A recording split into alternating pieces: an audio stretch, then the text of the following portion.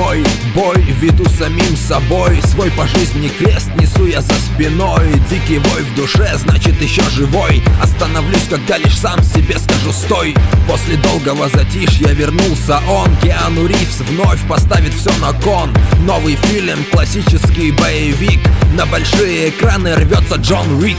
Наемный убийца по имени Джон решил оставить карьеру и залечь на дно. Постоянные убийства надоели ему. Хочет видеть вокруг мир, а не войну. Радости в жизни нет, лишь одна собака. Это все, что осталось от его брака. После того, как умерла любимая жена, собака — это все, что оставила она.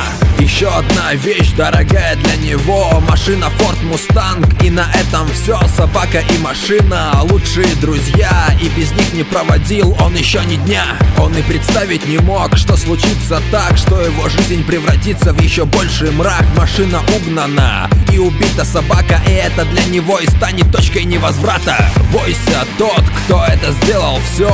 Бойся, ведь Джон придет за тобой. Бойся, он вернулся и он злее намного. Бойся, лучший киллер в деле снова. Фильм сделан в лучших традициях жанра. Отличный боевик, без каких-то лишних кадров. За роль Ривза выражаю личный респект. Претензий или нареканий к актеру нет.